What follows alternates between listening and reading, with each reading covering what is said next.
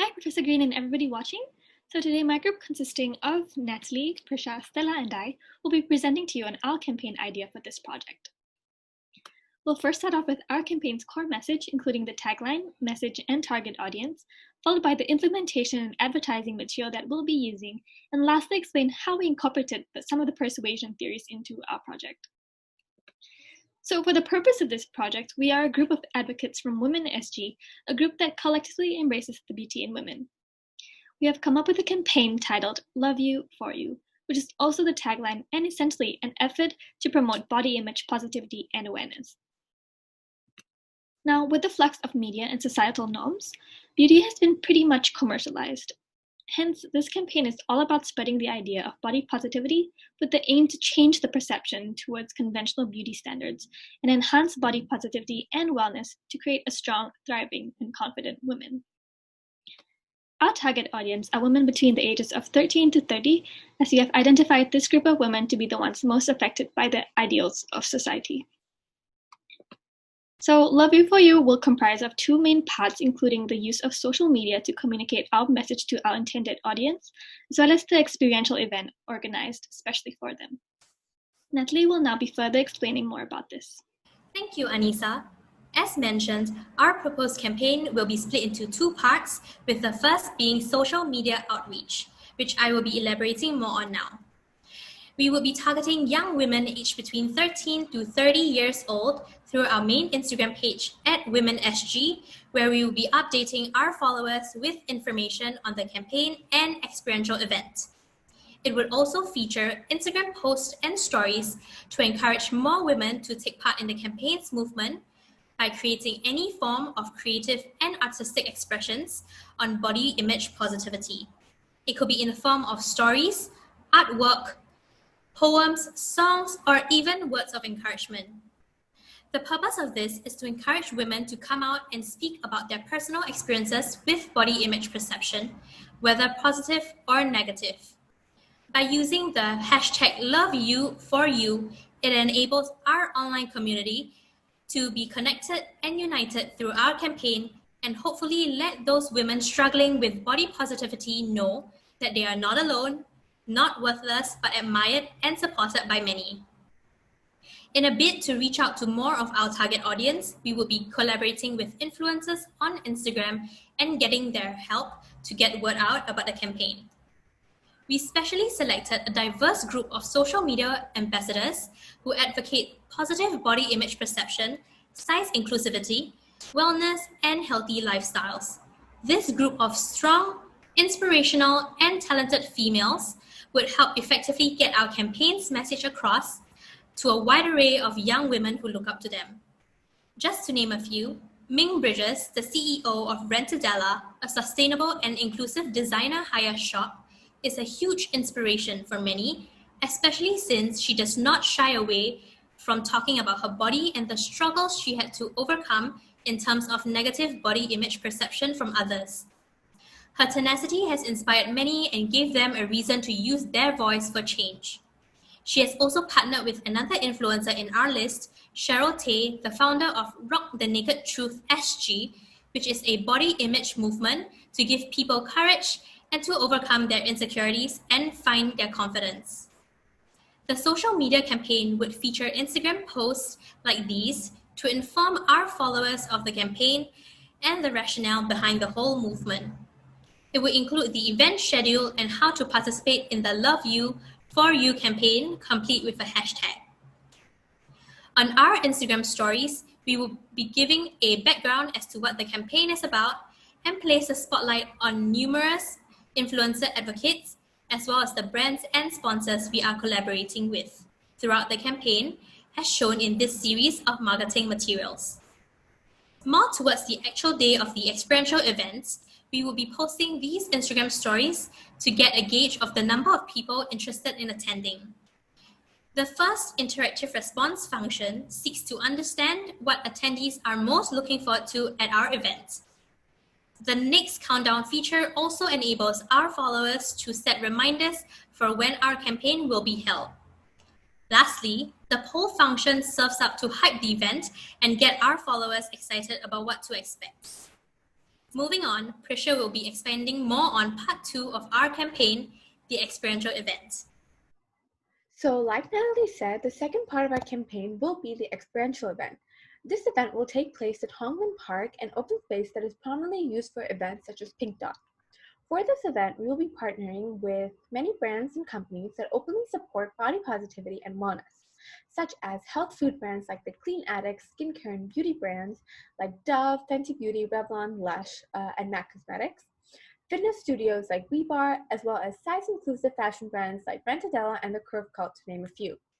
At the event, we will also be showcasing the stories and artworks of all the girls who submitted them online. Now, this event will start off with an introduction and the unveiling of a narrative video that we will create. This narrative video will have a group of women standing in a line, and then they will be read out statements to. And if the statement applies to them, they will take a step forward. These statements will have to do with having negative views of your bodies, as well as societal pressure to look a certain way, and personal experience regarding body image.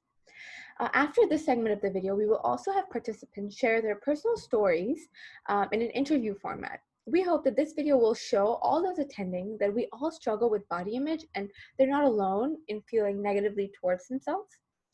And just kind of help them feel a sense of community with the other women who are also attending the event. Now, this is an example of what the interview format of our video will probably look like. Among my friends, the biggest insecurity is probably like what their body looks like. Not so much their face, but what their body is. Like they always complain like, oh, I'm too chubby, or like, oh, I look like this. I have struggled with my body. Yeah, I feel sometimes really insecure in my own skin about it. My legs, for instance, there's that whole entire like trend in the media about the thigh gap. Like I don't have that, like that makes me not normal, that makes me not beautiful. I think I've gotten to the point where I accept that. I don't know, I still kind of struggle with that. I have this friend who's like super skinny and like, because she's always dancing. And I feel like I wish that like, my mom says I'm skinny or something, but not all the time that makes you really think that you're actually skinny because it's from your mom or your dad. And they just tell you the best things about you. Maybe it's true, maybe it's not. And so I wear black leggings because I feel they make me look small or skinny. People used to call me fat all the time, and it would really bring me down. Especially within my friend group at school, all the girls are so skinny, like it's crazy. I don't like think I'm large or anything like that, but I'm definitely not as skinny as all my friends. And I used to really struggle with that, especially in the beginning of the years of high school. I just want to kind of fit in the best. So as you can see, that would be an example of the interview format, and just kind of all these girls sharing their stories, explaining what it can be like to struggle with body image. So after that, we will have different speakers talk about topics relating to body image and how to deal with it. First, there will be a panel of social media influencers who will talk about the pressures of keeping up with societal beauty standards, as well as social media and body image perceptions. Then a professional wellness therapist will discuss how to battle negative thoughts that we may have about ourselves from a psychological standpoint. Finally, a wellness therapist and a nutritionist will talk about ways we can love our bodies and be content mentally and still be taking care of our bodies physically. Finally, the event will wrap up with some time to talk to other attendees, walk around, see the artwork displayed, and maybe get a chance to talk to some of the speakers about personal stories or experiences that you may want to share. As for the event space itself, it will be open to all those who want to attend. And like I mentioned earlier, we will be showcasing the stories and artworks of all the girls who submitted them online availably. Finally, here are some of the promotional materials and banners that will be present at the event itself. So now Stella will talk about the different theories and concepts that are present in our campaign. Thank you, Prisha. So our group designed this persuasive campaign with the help of a few persuasion theories or concepts in order to enhance and ensure effectiveness. So the first one is the Made to Stick communication framework, and specifically here we use 2 out of 6 traits of this framework. So the first one is concreteness. So our campaign message about how we want to encourage body positivity as well as the tagline "Love You for You" is our way of communicating this message to our audiences. So these words encompass clearly in a very simple manner everything that we stand for, and therefore we hope that people can understand and remember our message better. The second trait is credibility.